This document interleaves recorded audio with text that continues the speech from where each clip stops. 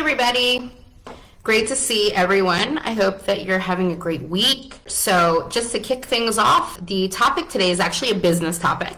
And in addition to it being a business topic, it's going to be pretty specific to a larger topic, which we're calling, what is your office reentry plan or lack thereof? So it is kind of specific to companies who pre-COVID, pre-shutdown, were either 100% in-office company or maybe even had an aversion to the concept of remote working.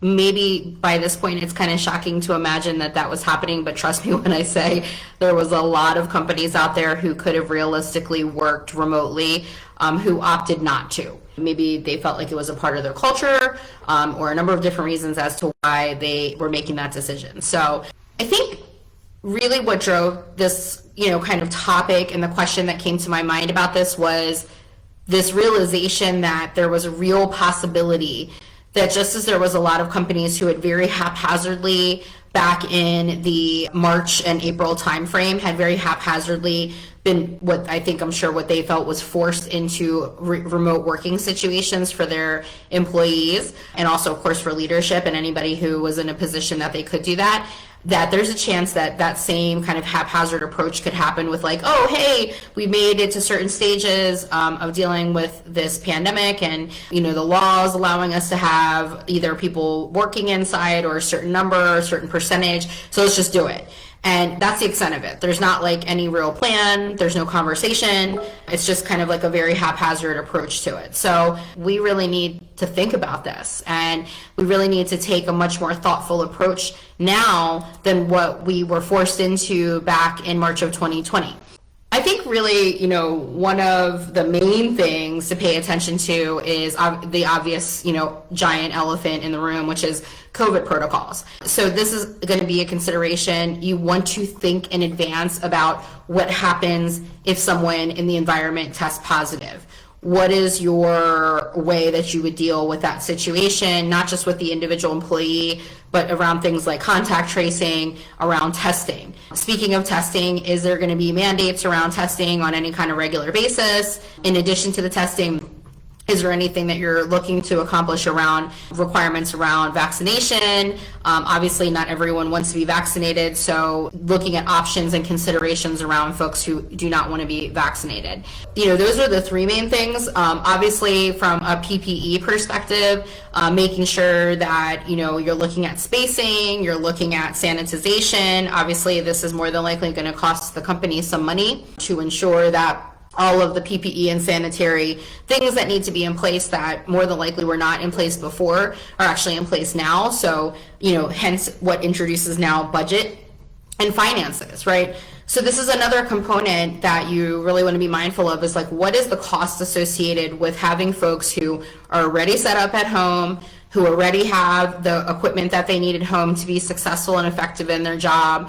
What is the cost associated with bringing folks back into office? And that's from looking at the expenses of all the COVID related, but also just related to what is your rent on the office that you're renting? Is there really a need for that space or all of the space that you have? Is there a chance that you can actually pull back on the amount of space and as a result reduce your costs of rent? Looking at things like if you own a building, we're in this outrageously hot market right now in real estate, both on the commercial and on the business side. Is there actually an opportunity for you to just sell property that you own that you really don't have a need for in your business anymore, and actually create a situation where you could maybe make some money in this crazy time? So definitely look at financial potential benefits and disadvantages of trying to identify a reentry plan for what is now your remote workforce. Another really important consideration is a survey. And what does a survey mean? A survey is just a communication tool. So it's really about how do you communicate with your employee community? How do we drive communication in a way to say their opinions actually mean something?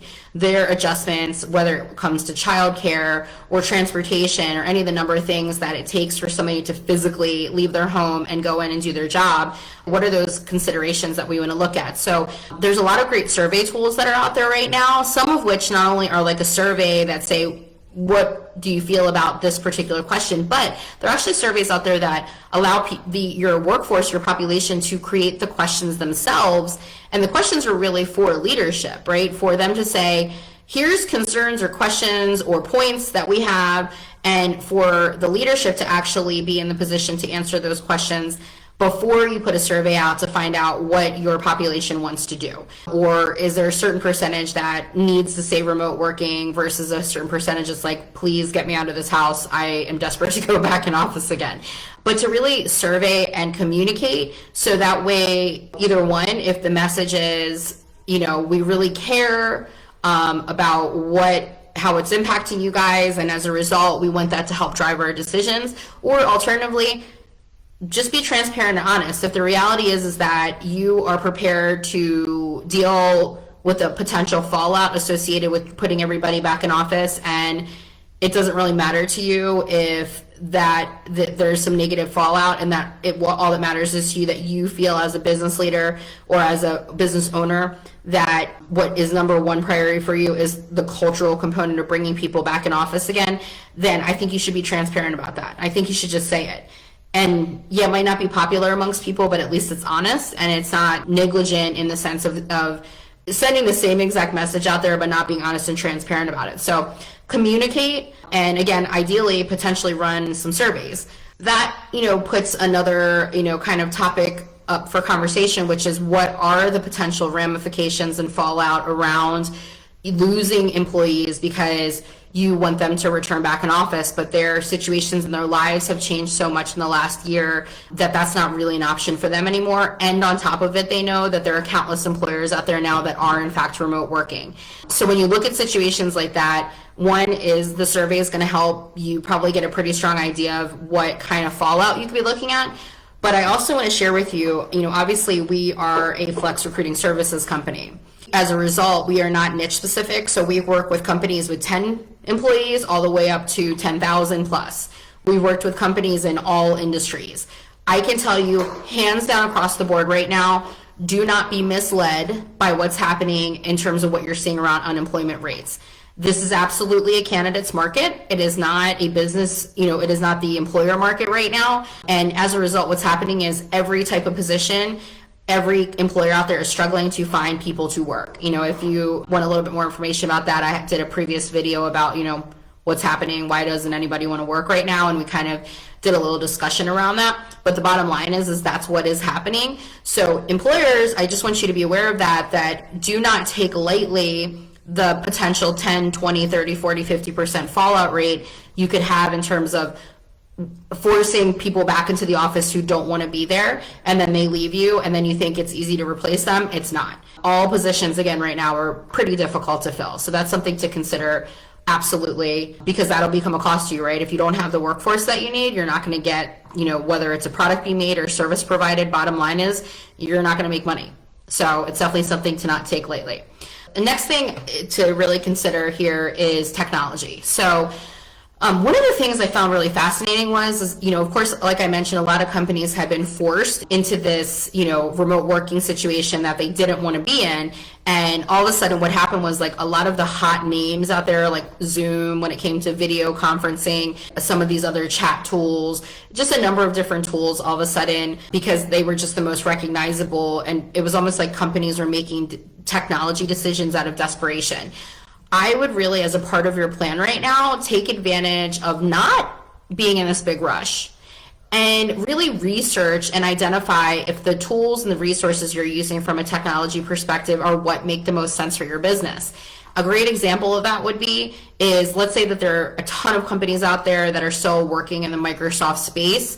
Be clear that Microsoft was not originally a cloud-based technology. It's something that is slowly evolving into being an effective cloud-based technology. So you have other suites out there like Google Suite who have been cloud-based from moment one and also are live. I know for us, we migrated over 4 years ago from everything Microsoft to Google Suite. We fully capitalize on every single aspect of Google Suite.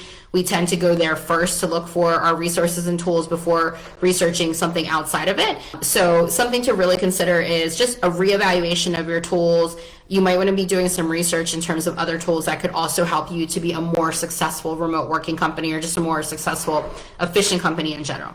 The last component here I would share with you is timing. Timing to me is kind of everything in every life situation, but as somebody who has like a brain that's naturally programmed for project management, I would tell you that really approach this reentry plan from a project management perspective. Put together a team, have subject matter experts, including folks from your workforce, have representatives from different aspects of your business to get together and, come up with an initial timeline where there are specific actions, be it from that survey, from research and evaluation. You're going to want to have gateways along the way to determine, hey, we have to hit this gateway before we can move on to the next stage. And also really consider, kind of from an agile methodology perspective, different directions that this could go. Is this a, black and white 100% in office or not? Is it a hybrid situation? Are you what's called a remote first company now, which is remote is the first consideration, but you still have an in-office option by having like one specific or two locations that, your employees can work out of. So timeline, project management orientation when it comes to putting together a plan is definitely, I think, a really, really important consideration. And I did that as my last point to just say, I made several other points to all of this when it came to workforce, finances, COVID protocols, technology. I put that all ahead of the identifying timing and project management for a reason, is to say, if you approach this from a project management perspective, you'll cover all of those items, and those pieces and components will be included in a really thoughtful way. So I'll wrap up this video by saying this. Bottom line, think, be thoughtful, take time. Don't just sit back and go, oh, time to go back in the office. Really take some time to be thoughtful about this. You are not in a position now like you were in March of 2020 where you're being forced to take this erratic, oh my gosh, survival approach. We've been through the hard year. We're now in a place where we can start being optimistic towards the future. We can start really looking for, and this is like up there with the unprecedented word. I hate that word, but like the new normal, right? Because the reality is, guys, if what anybody's striving towards is getting life back to 100% of what it looked like before COVID, I think we've all come to terms with that's probably never going to happen. But that's okay. It doesn't make it a bad thing. And maybe the outcome of all of this, the silver lining is, we as business owners and business leadership can actually run a more efficient, a more successful, a better cultured, businesses that really bring humanity back into the picture, and we look out for each other and we care for one another. So I really hope that that's the case for all of you. I hope that, I've triggered some thoughtfulness in business owners. For employees, if you have concerns and you're watching this video, feel free to forward this video along to business leadership and say, hey, is this something that you guys have thought about? Because I'm concerned about, what is the next step, if there is one, regarding business reentry or office reentry. So thanks for your time. Bye-bye.